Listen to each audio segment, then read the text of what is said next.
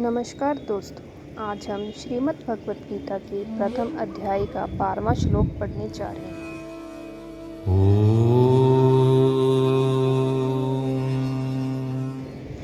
तस्य जज्ञयन् हर्षम्।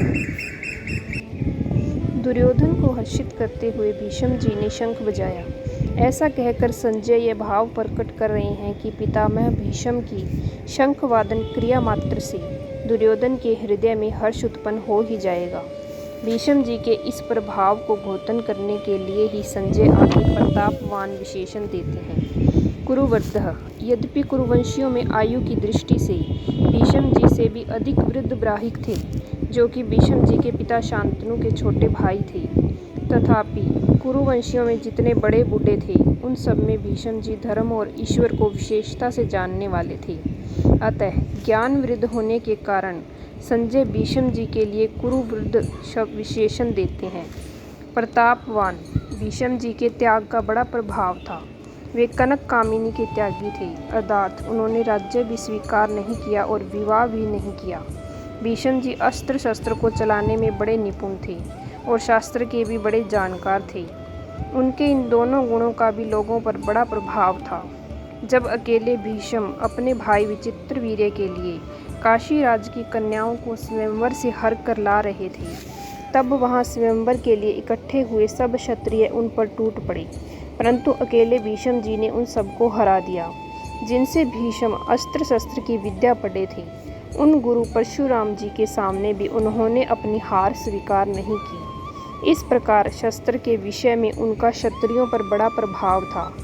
जब भीष्म शरशय्या पर सोए थे, तब भगवान श्री कृष्ण ने धर्मराज से कहा कि आपको धर्म के विषय में कोई शंका हो तो भीष्म जी से पूछ लें, क्योंकि शास्त्र ज्ञान का सूर्य अस्ताचल को जा रहा है, अर्थात भीष्म जी इस लोक से जा रहे हैं। इस प्रकार शास्त्र के विषय में उनका दूसरों पर बड़ा प्रभाव था। पितामह। इस पद का आशय यह मालूम देता है कि दुर्योधन के द्वारा चालाकी से कही गई बातों का द्रोणाचार्य ने कोई उत्तर नहीं दिया। उन्होंने यही समझा कि दुर्योधन चालाकी से मेरे को ठगना चाहता है, इसलिए वे चुप ही रहे। परंतु पितामह दादा होने के नाते भीष्म जी को दुर्योधन की चालाकी में उसका बचपना दिखता है। अतः पितामह भीष्म द्रोणाचार्य की समान चुप न रहकर वात्सल्य भाव के कारण दुर्योधन को हर्षित करते हुए शंख बजाते हैं। सिंहनादम विनघोच्य शंखै दध्मो। जैसे सिंह के गर्जना करने पर हाथी आदि बड़े बड़े पशु भी भयभीत हो जाते हैं, ऐसे ही गर्जना करने मात्र से सभी भयभीत हो जाएं और दुर्योधन प्रसन्न हो जाए। इसी भाव से भीष्म जी ने सिंह के समान गर्ज कर जोर से शंख बजाया। परिशिष्ट भाव। दुर्योधन के साथ द्रोणाचार्य का विद्या का संबंध था और भीष्म जी का जन्म का अर्थात कौटुंबिक संबंध था।